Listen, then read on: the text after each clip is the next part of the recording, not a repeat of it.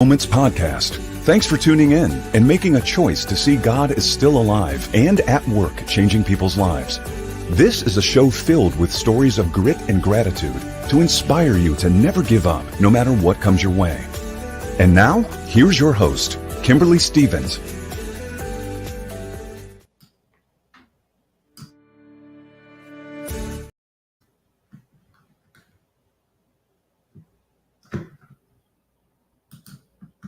Welcome to Altered Moments. I'm Kimberly Stevens, your host, and I am grateful to be here today.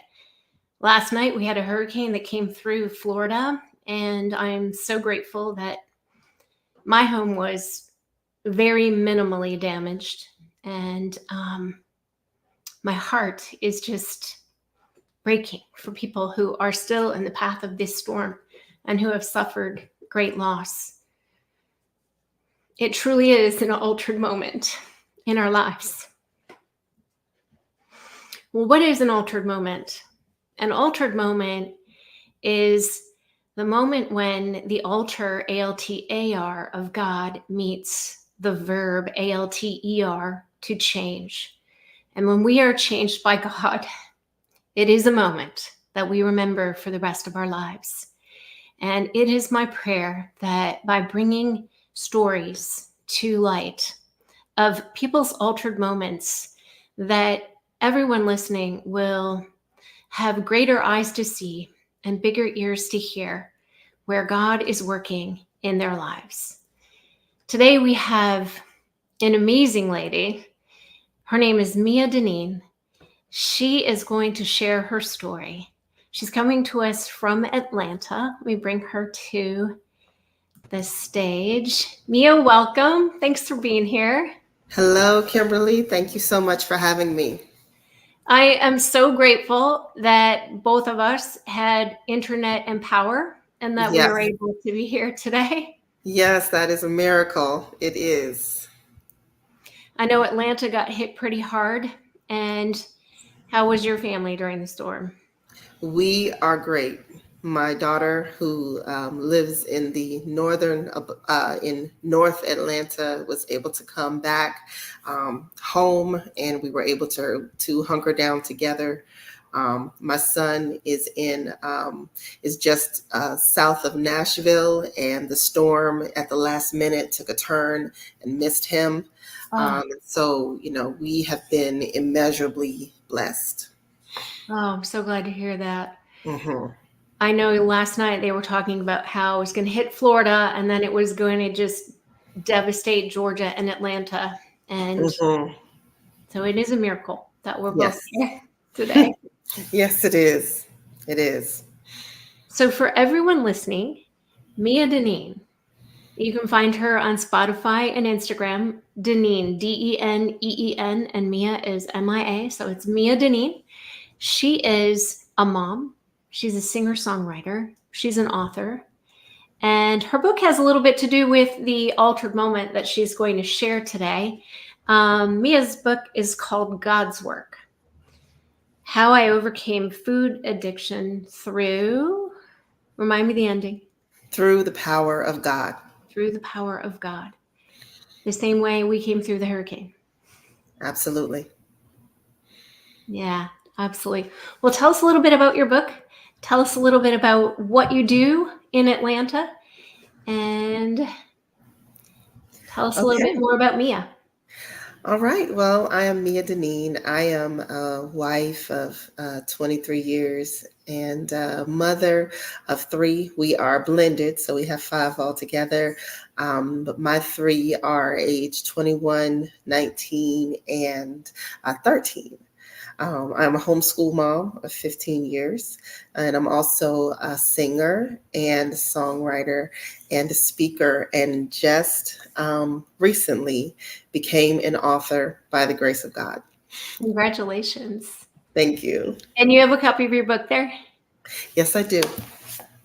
My book is called God's Work: How I Overcame Food Addiction Through the Power of God. And where can we find your book? This book is available on Amazon.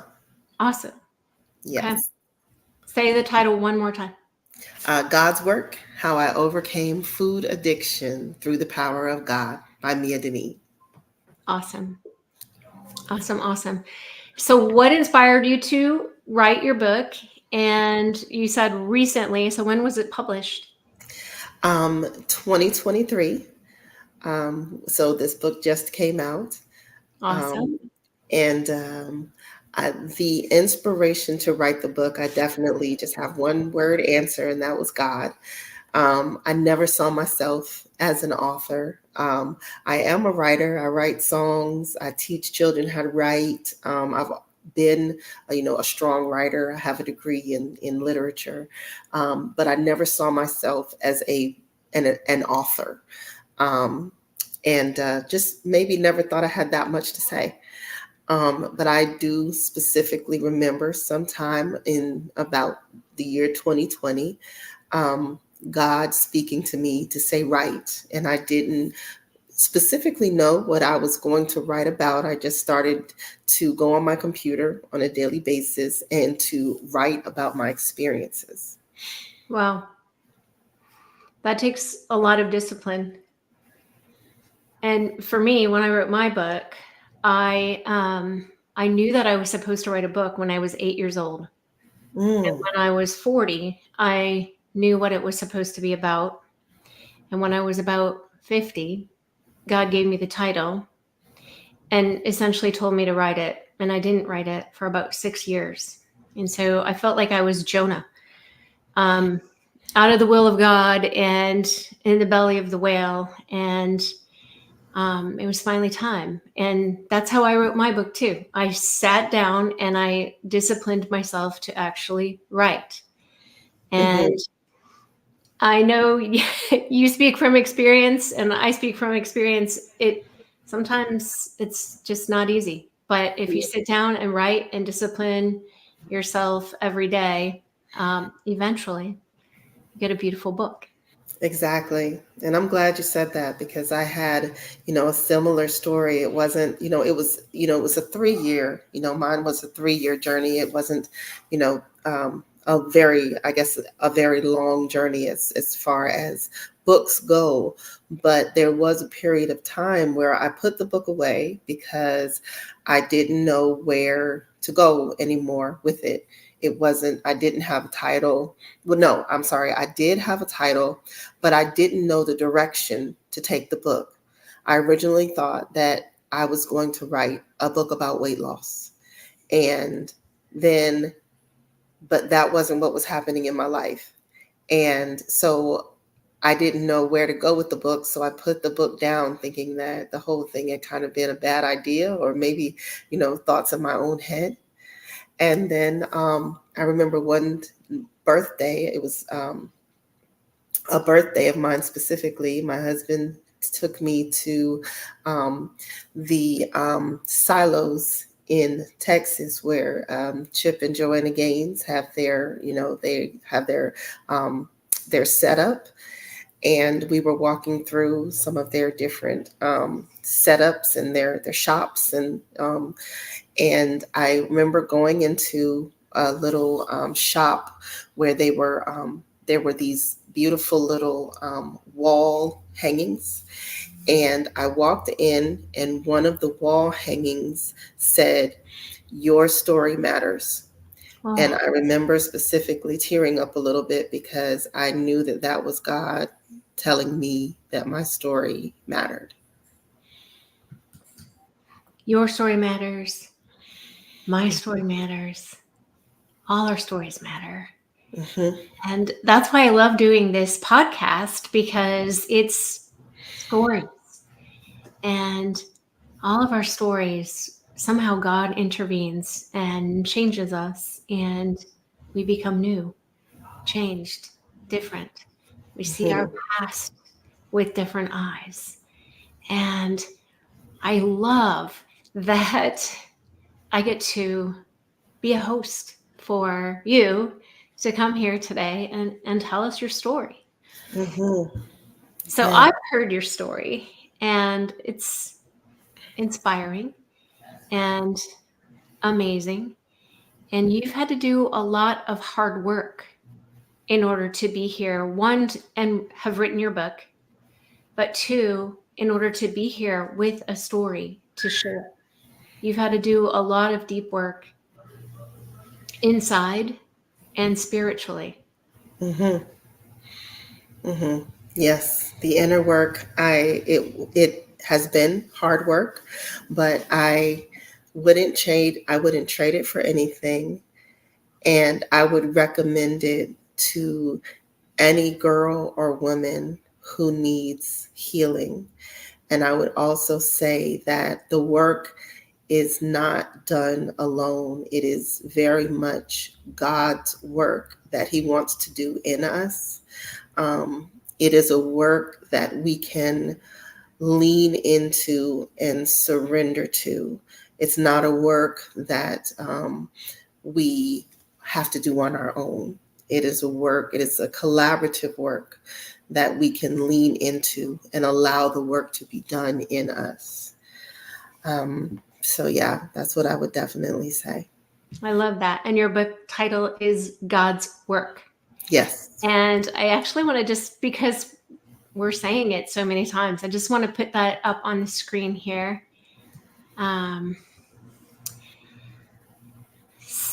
So hopefully everybody sees Mia Deneen, Miadeneen, and she's on Instagram, Facebook, and Spotify. And her book, God's Work, is available on Amazon.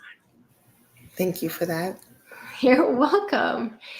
So I know your altered moment has a lot to do with your book. Yes. Tell us a little bit about the context of what was going on. And I know you do a lot more deep work on this in your book, but give us the altered moment and the overview. Okay. I'm sorry, I have a little bit of a cold. All right. So when I talk to my middle schoolers about creative writing, I always tell them that, a great story always begins, kind of like a one, event that kind of, is the catalyst for everything else. And for me, that one event was the death of my aunt on Christmas Day in 2019. We were eating dinner together, my whole family, and my aunt, who was my mother's younger sister, was eating dinner with us, and her birthday was the next day. So we were, transitioning from dinner, because our tradition was that after dinner, we had a little birthday party for Aunt Susie. That was kind of our family tradition. And we were doing that, setting up for her little birthday party, which kind of was the Christmas dessert. And we would sing happy birthday to Aunt Susie. And, everything was, all the family was there. We were opening gifts, doing all the traditional Christmas things. And Aunt Susie begins to have chest pains. Oh. And, at first we're thinking, what is it? It's indigestion. We're not sure what's going on. And, she continues to kind of have chest pains. Things start to transition, and we call the ambulance. And the ambulance comes, and they take her out of the home. And, she's conscious, and we're talking, and I'm telling her, hey, I love you. I'm giving her a blanket, as she's, having to go get into the ambulance. I'm telling her, man, I'm sorry you have to go to the hospital on your birthday, but, I'm going to, clean up, Christmas dinner, and I'm going to come and meet you at the hospital, and, we'll make the best of it. And, she's saying, okay. And, the ambulance takes her out, and that's about, that's it. The ambulance takes her out. We leave, and I'm cleaning up, and I'm putting my shoes on, about to meet her at the hospital. And I receive a call from my sister saying that my aunt never made it to the hospital, that she passed away. And the whole thing was just so very surreal. And I couldn't believe, I so couldn't believe it. that I go to the hospital and I demand to see her because I cannot believe it. Right. And I go to see her. I'm going back to the hospital and I see her, and I was not ready. I was not prepared for what I saw. And so that night, when after all of the drama dies down, I come home and my heart physically begins to hurt. I'm traumatized by what I saw in the hospital, by just disbelief, by the shock of it all, by everything. But I am staying at my mom's house because I'm visiting in the state of Virginia from Atlanta. And I'm afraid to say anything because this is my mom's younger sister. And I'm afraid to speak that my heart is hurting so badly because I don't want anything to happen to my mom. And so I'm in my room and I'm just, crying out to the Lord. I'm hurting, physically, my heart is hurting. And so, um, that night I am, that I try to make it through that night. The chest pains persist on and off throughout the week where we are, planning the services for my aunt. Um, the chest pains are still on and off. Somehow I make it back home. We have the funeral, the homegoing for my aunt, and I leave the very next day with my children, and we head back to Georgia. Once we get to Georgia, a few days later, I'm back at home and I'm trying to resume my activities. But at that time, I start having nightmares. And not only, I'm still having the chest pains, I'm having the nightmares. And not only that, but my heart begins to beat fast. I'm starting to have like these heart palpitations. So at that time, now that I'm back in Georgia, I am running back and forth to the ER thinking that I'm having a heart attack at this point. Wow. And I come to find out the doctors really have no answers for me. They put me on medicine that eventually begins to slowly help me. But, I am also, just completely afraid. I'm just crying out to God. I'm not sure what's happening. And I'm just praying that the Lord allow me to let my kids grow up. Allow me to finish raising my Yeah. kids. I'm not afraid to die. I know where I'm going when I die, but I was scared to death that the Lord was going to take me from this earth without allowing me to see my children grow up. And that would send me to my knees every time I thought about it. I did not want that to happen. And so I begged God for my life daily.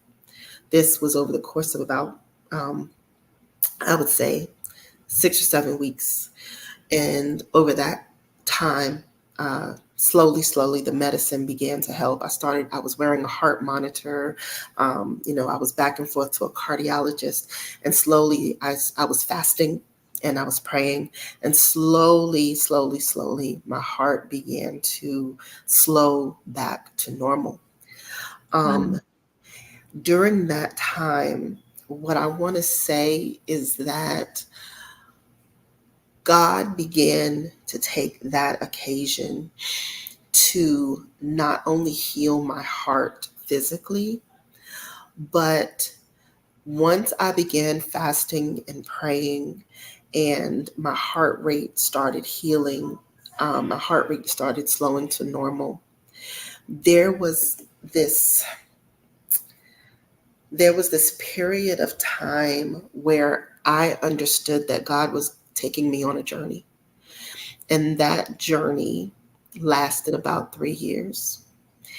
And that was the journey where God began to lift the roots on a 30-year battle that I had with an eating disorder, codependency, and low self-esteem. Um, Wow. there's this song that um, that I like to sing, and the song says God wants to heal you in all the ways, everywhere you hurt. That's what the song says. God wants to heal you everywhere you hurt. And I really, that was very true in my life, because the healing that I was asking the Lord for was a physical healing. Like, physically my heart needed healing. But not only did he heal my heart physically, but he went in deep, and he took me on this journey to heal my heart physically, emotionally, spiritually, in ways that I had not even asked for, not at that time. Um, See, I had a very long history of dieting from the time that I was formally dieting from age 12. I was in Weight Watchers from age Wow. 12, but I was dieting probably from age 6 or 7. I had been told from about 5 or 6 years old that something was wrong with my body. I was fat, I was overweight, I was ugly. And that, and what I understood that to mean was that something was wrong with my body, and that made me wrong. That meant something was wrong with me, not just something was wrong with my body, but that I was my body, and that meant something was wrong with me. And so I really spent my life trying to change my body through dieting, exercise, wanting to be thinner, wanting to fit into this thin ideal. But when I wasn't dieting, I, had this I had a very difficult relationship with food, where I felt like if I wasn't dieting, I couldn't get enough of it. Because I was also using food as a friend. Um, and so it was like this love-hate relationship. And also, because I never felt like I was enough, I would, try to make up for all the ways that I lacked with all kinds of people pleasing and codependency in my, platonic and romantic relationships, because I didn't feel like my body was enough. I didn't feel like I was enough.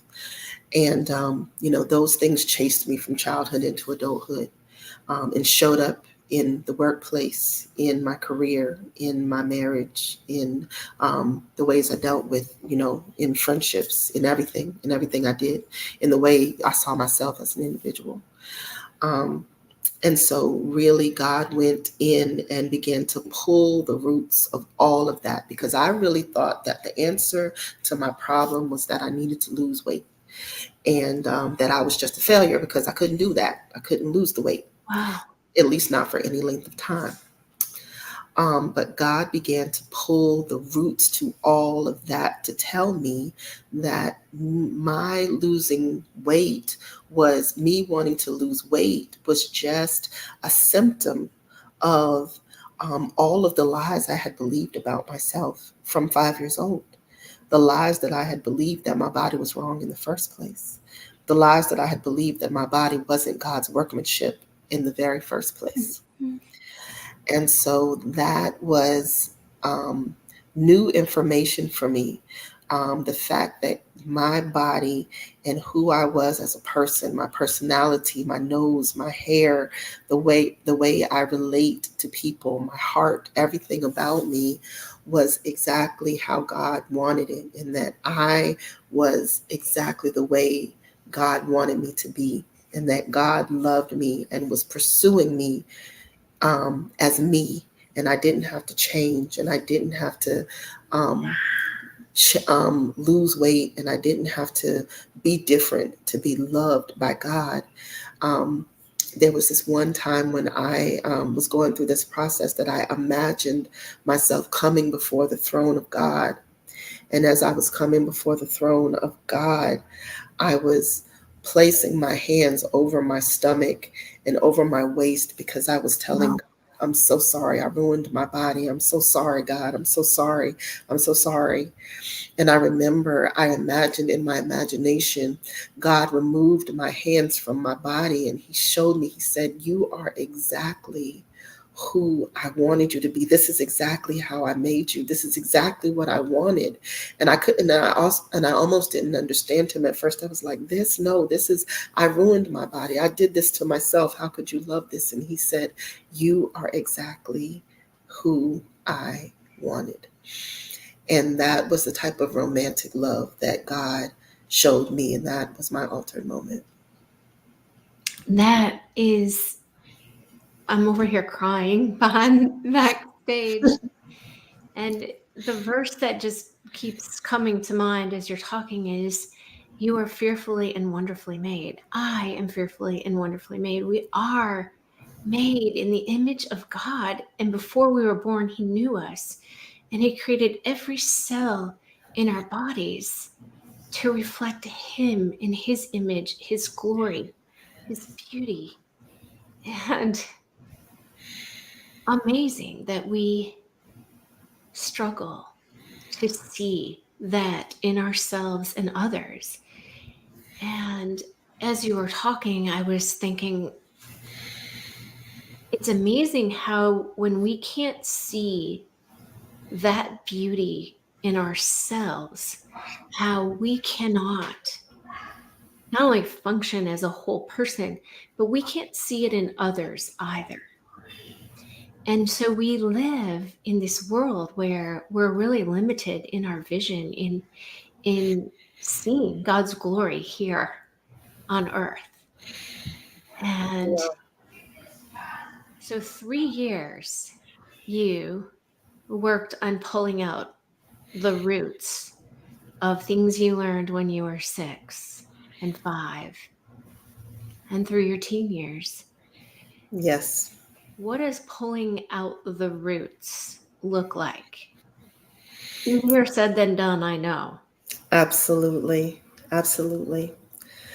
Okay, so pulling out the roots really had a few steps. The first thing, the first thing was really hard, and that was exposing these things to the light. Mm. And part of writing my book was my attempt of exposing these things to the light, to say, yes, I struggle with eating disorder. I am a believer. I am a mom. I'm a wife. I'm a professional, but I have struggled with these things. I've struggled with codependency. I've struggled with low self-esteem. And so exposing that to the light, because really, when we keep these things in the dark, that is where the enemy likes us to keep our secrets and our shame. Yes. Shame loves to grow in places where light can't go. Yes. And the Lord wants us to be able to expose things to the light, because when we can expose them to the light, that is where God can do His amazing work, in the light. And also, when things are exposed to the light, we can see it for what it is and not just for what it seems like it is. Because when we see it for what it is, we know that we're not alone. We know that all things are work outable. We know that things are I like that word. yeah. We know that things are conquerable. We know that there's light at the end of the tunnel. There's so many things that we can learn when we are, when we come out of the darkness and expose things to the light. So that's the first thing. That was a hard step, because, I was the leader in the church. I, led a praise team for over 12 years. And the ladies who I was meeting with 2-3 times a week didn't know what I was dealing with. My husband did not know what I was dealing with. My children did not know. My mother did not know what I was dealing with. And so I had to tell everybody that this is what I had gone through, and that I had been going through it, since, elementary school, middle school. Wow. And so that was a hard thing to do, but I had to do it, because I know that hope could come from it, and that someone could be helped if I just had the strength to be transparent, and that I could get healing for myself and other people through my transparency. So that was the first thing. That Amen. was but the second thing all really had to do with acceptance. So accepting, the first thing was, what I spoke about when I said I had to accept God's love for me. And I thought I had done that because I was a Christian. I had been saved since I was about 13 years old. But I had never fully accepted that God loved me just the way I was. And I had to fully accept God's love for me, that his love is so lavish and so romantic, that, his love for me was that, I was his workmanship, just like it says in Ephesians 2:10. And that's where the title comes from, God's work, that I am his workmanship, like I'm his masterpiece, like Yeah. he created me on purpose, for a purpose, every part of me. And so I had to accept that I don't have any power to ruin myself. I am how he created me, everything about me.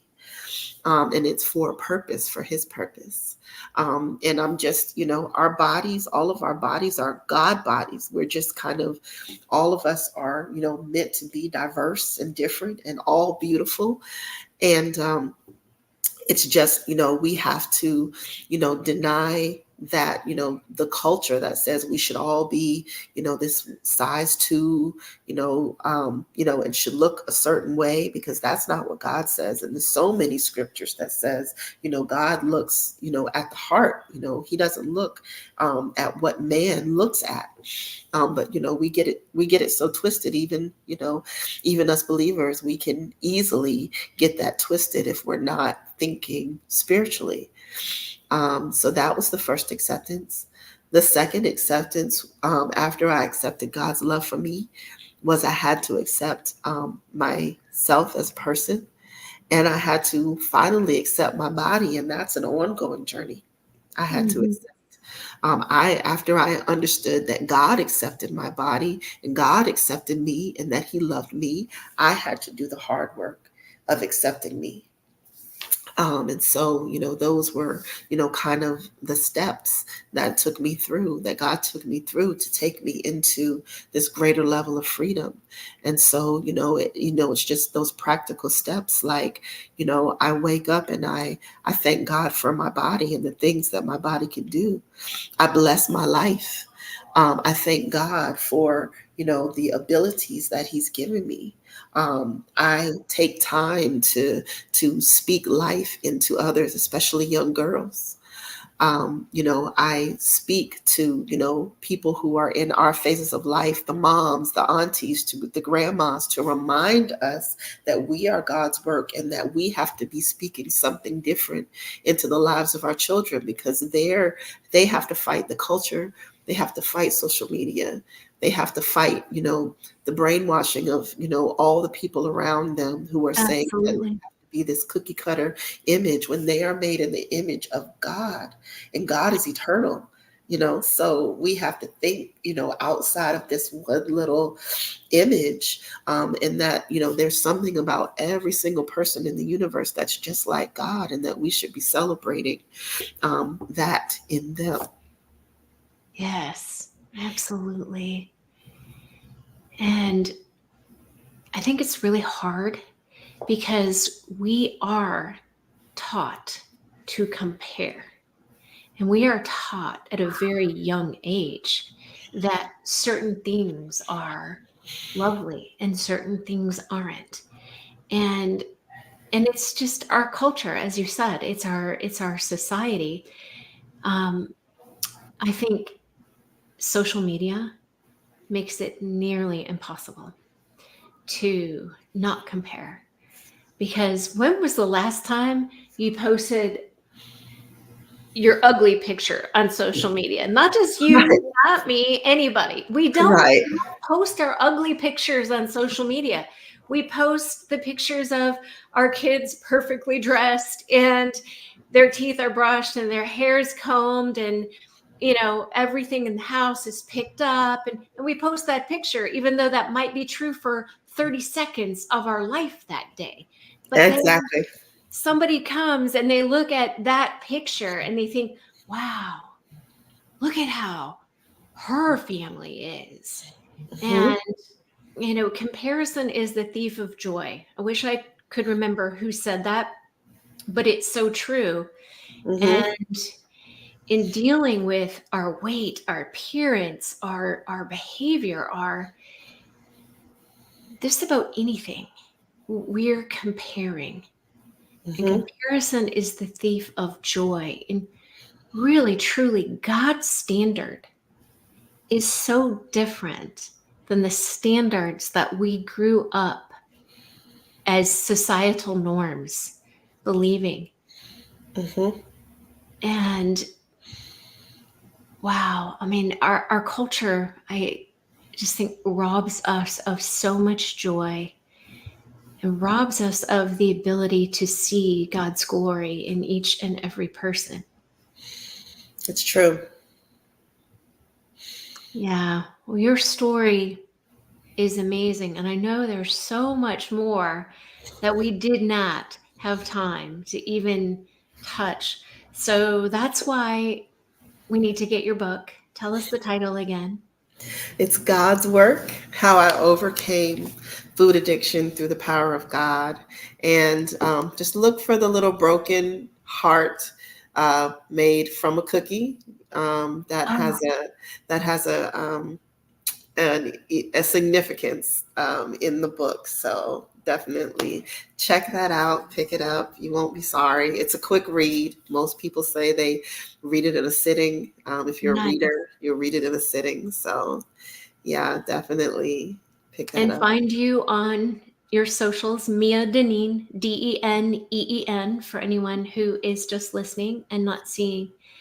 And then, I have just one final question for you, Mia.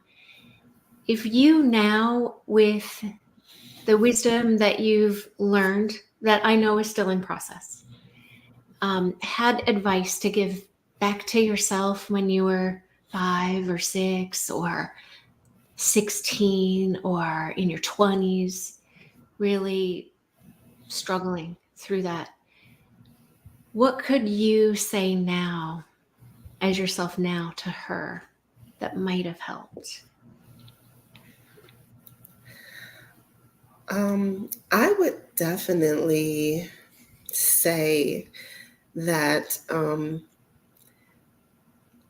I would tell a young girl who might be going through some things, maybe at school or, struggling seeing, things on social media or, in the media in general, you know, that, there is an agenda. I just really would love to speak on the fact that there is an agenda out there that profits on young girls feeling shame and confusion.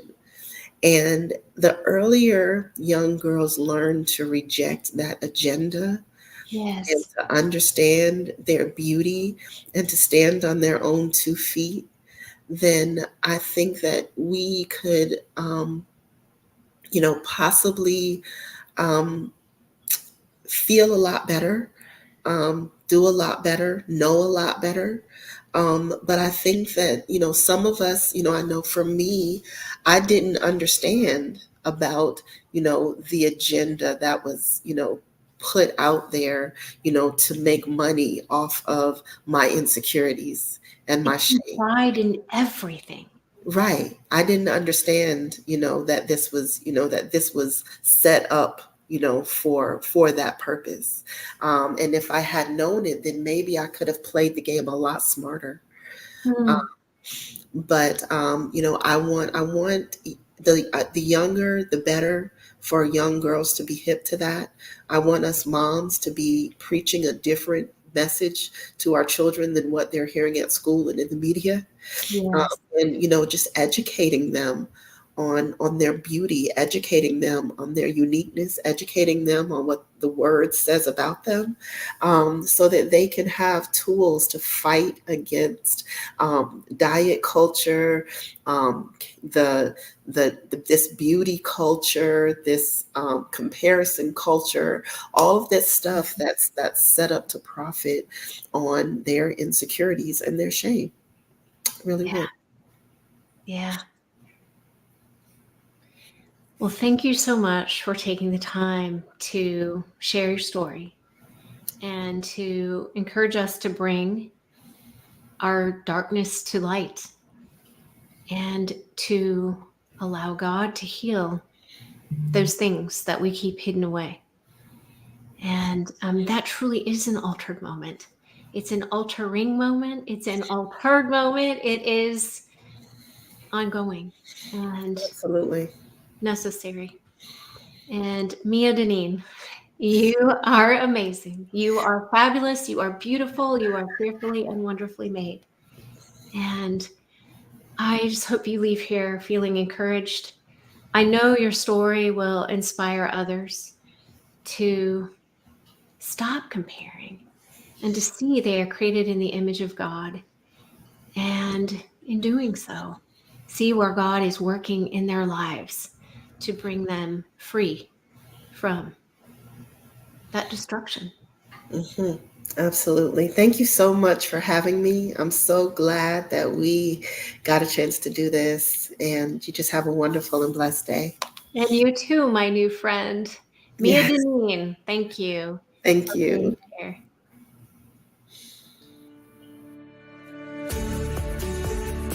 We appreciate you for tuning in to this episode of Altered Moments. To get updates and new episodes, please subscribe to the show on your favorite podcast platform. And if you enjoyed today's show, please leave us a review. Until next time, remember, never give up.